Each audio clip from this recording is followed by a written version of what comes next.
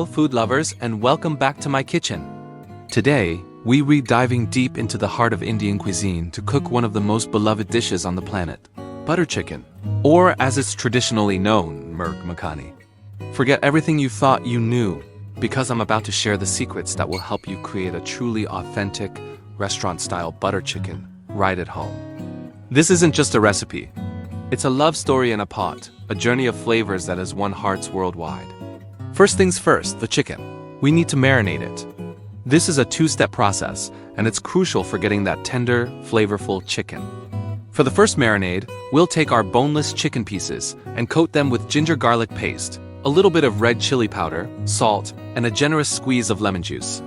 Mix it all up and let it sit for about 20 minutes. This initial step helps to tenderize the chicken and infuse it with a base layer of flavor. While our chicken is resting, let's talk about the second marinade. This is where the magic really starts to happen. In a separate bowl, we'll mix thick yogurt, also known as hung curd, with more ginger garlic paste, red chili powder for that vibrant color, turmeric, garam masala, and a touch of roasted cumin powder. A key ingredient here is a little bit of mustard oil, which gives it that authentic, slightly pungent flavor you find in the best tandoori chicken. Now, add our chicken from the first marinade into this creamy mixture. Make sure every single piece is coated beautifully. Let this marinate for at least a few hours, but for the best results, leave it overnight in the fridge. The longer it marinates, the more succulent the chicken will be. Now it's time to cook the chicken. Traditionally, it's cooked in a tandoor, a clay oven, which gives it that signature smoky char. But don't worry, we can replicate that at home. You can either pan-sear the chicken pieces on high heat until they re-cook through and have some lovely charred bits, or you can bake them in a hot oven. I like to thread them onto skewers and grill them on a stovetop grill pan. The goal is to get that beautiful color and smoky flavor. Once cooked, set the chicken aside. Don't crowd the pan. Cook in batches if you have to. With our chicken ready, let's move on to the star of the show, the makhani gravy.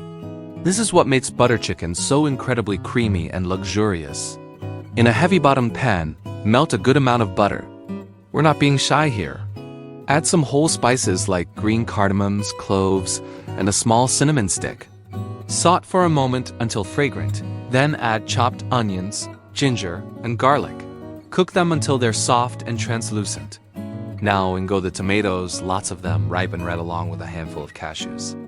The cashews are the secret to that unbelievably creamy texture, a much better alternative to just adding tons of cream later.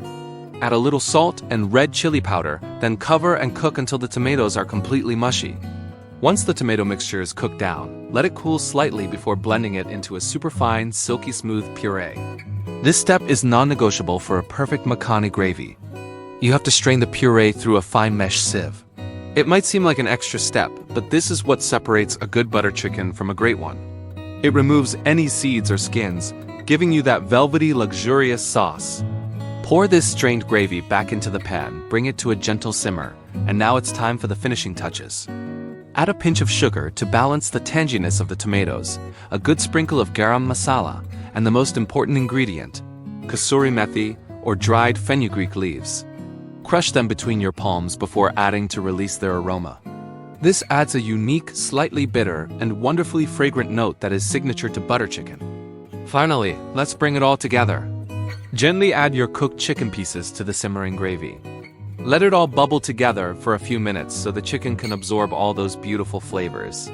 Now, turn the heat down to low and stir in a generous splash of heavy cream and, of course, a final knob of butter for that glossy finish. Just look at that! The color, the texture, it's absolutely divine. Our authentic restaurant-style butter chicken is ready. Serve it hot with some fluffy naan bread or basmati rice and get ready for an explosion of flavor. Thank you so much for joining me today. I hope you feel confident to make this Indian classic in your own kitchen. It truly is a dish made with love. If you enjoyed this video, please give it a thumbs up, leave a comment below, and don't forget to subscribe and hit that notification bell so you don't miss our next culinary adventure. Happy cooking!